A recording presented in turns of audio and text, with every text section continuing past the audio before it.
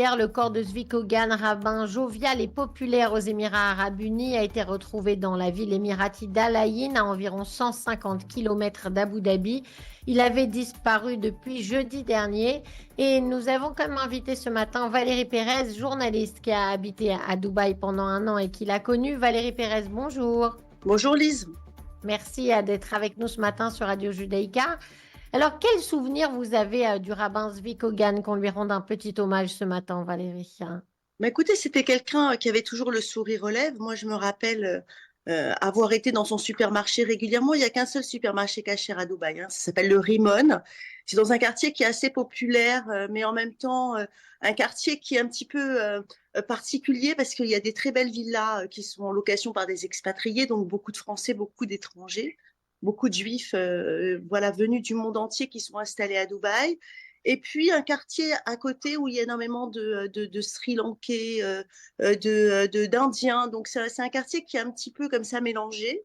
Et donc, quand j'allais le voir là-bas, il y a deux choses qui m'ont énormément surprise. C'est que d'abord, il était très attentif à ce qu'il avait dans ses rayons. Moi, je me rappelle, il me manquait un produit et je lui ai demandé de me le commander. Il m'a dit que il ferait tout le nécessaire pour l'avoir et il l'a eu. C'était quelque chose de très simple. C'est de la soupe de poulet cachère. Donc, pour vous dire, c'était pas quelque chose de compliqué. Il essayait de faire en sorte d'avoir des produits d'Israël qui soient toujours diversifiés pour pouvoir satisfaire la clientèle juive de Dubaï. Et j'avais une conversation avec lui. Alors j'avais dit si Israël ne lui manquait pas. Alors il m'avait dit que si Israël lui manquait beaucoup. Est-ce que vous avez eu l'impression qu'il s'était senti menacé, Zvik Hogan?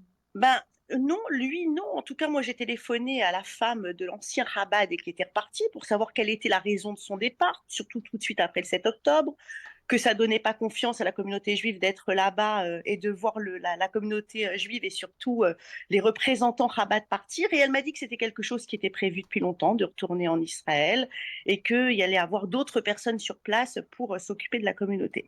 Donc moi, j'ai quand même senti une instabilité. Il n'y a pas de synagogue hein, à Dubaï.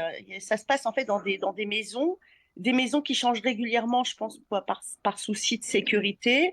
Il y a cette fameuse synagogue à Abu Dhabi, dans ce complexe de la paix, où il y a cette mosquée, cette église et cette synagogue qui n'a jamais été ouverte. Donc c'est vrai que quelque part, oui, c'est un bel édifice, très bel endroit, très belle idée, sauf que bah, c'est pas ouvert. Et lui, non, j'ai l'impression qu'il avait vraiment une mission d'être aux Émirats. Alors, quand on parle d'Al Ain et quand on parle d'Abu Dhabi, c'est vraiment à côté, hein, puisque c'est vraiment des tout petits Émirats. Al Ain, je ne sais pas ce qu'il faisait là-bas. Je sais qu'il y a de nombreux Français qui habitent là-bas parce que c'est beaucoup plus facile d'avoir un permis de résidence quand on est dans un autre Émirat que celui de Dubaï. Et puis à Abu Dhabi, on y va régulièrement. C'est 1 heure de voiture. Vous prenez l'autoroute, c'est direct. Donc pour moi, tout ça, c'est la même chose. Ce qu'il y a de sûr, c'est que oui, il s'occupait de cette petite supérette qui était la seule, avec beaucoup d'amour et de cœur, que tout le monde le connaissait. Maintenant, un acte terroriste, c'est sûr. Un exemple pour faire peur à la communauté juive, bah oui, parce que c'est le seul endroit où finalement on se retrouvait tous et régulièrement.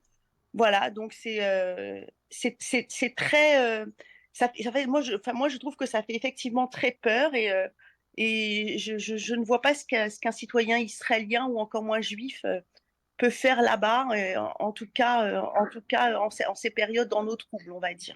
Justement, Valérie Pérez, il y en a tout de même beaucoup et depuis quelques années, des gens qui travaillent à Dubaï, vivent à Dubaï, des Israéliens peut-être même plus que des Juifs. Dans la vie quotidienne, vous sentiez une pression ou pas spécialement Écoutez, d'être non, dans un pays arabe? on sait juste pas qu'ils sont israéliens. Moi, je me rappelle habiter dans un immeuble à Business Bay. Donc, c'était un super grand immeuble avec, je crois, une vingtaine d'étages. Et puis, un jour, dans l'ascenseur, j'ai rencontré des gens qui parlaient hébreu, tout doucement. Et je leur ai dit, mais vous parlez hébreu, vous êtes israélien? Ils m'ont dit, oui, on est israélien. Donc, en fait, des Israéliens, il y en a plein. Tout dépend quel est le but recherché à Dubaï. C'est vrai que l'avantage de Dubaï et Israël, c'est que c'est pas loin du tout en avion. Il y a 4 heures d'avion.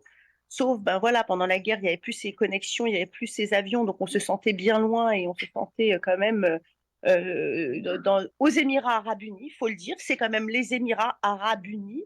On n'était pas aux États-Unis comme on voudrait nous le faire croire, ou bien on n'était pas dans une zone franche où tout allait bien. Enfin, moi, je l'ai ressenti tout de suite. Après, tout est différent. Mais les Israéliens, oui, il y en a beaucoup. Après, encore une fois, comme je vous disais, Lise, tout dépend où on situe notre judaïté et notre amour pour Israël et notre religion. Mais quand on est juif et qu'on mange cachère et qu'on est comme moi, on vient de 12 ans d'expérience en Israël, bah, c'est vrai que c'est extrêmement compliqué. Et oui, des Israéliens, il y en a, mais c'est des Israéliens qui sont plutôt laïcs, qui viennent souvent pour faire de l'évasion fiscale, qui viennent souvent parce que bah, ils ont envie on leur a vendu le rêve émirati, le rêve de Dubaï. Et après ce rêve-là, on y adhère ou on n'y adhère pas. Mais moi qui aime la culture, moi qui aime l'histoire, moi qui aime les civilisations, moi qui aime aller fouiner, chercher, etc., là-bas, il n'y a rien. C'est-à-dire que oui, c'est beau, c'est vrai, c'est beau. On aime ou on n'aime pas le modernisme, mais quand on creuse un peu, il n'y a absolument rien. Donc, je pense que c'est complètement individuel, mais les Israéliens qui sont là-bas, c'est vrai, c'est pas des juifs religieux, c'est plus des juifs, je pense, qui veulent quitter leur situation en Israël, qui ont choisi un espace où eh ben, ils vont pas payer d'impôts et puis ils vont peut-être, ils ont un rêve de fortune, mais je ne pense pas que ce soit des gens qui veulent habiter aux Émirats arabes unis par choix. Voilà.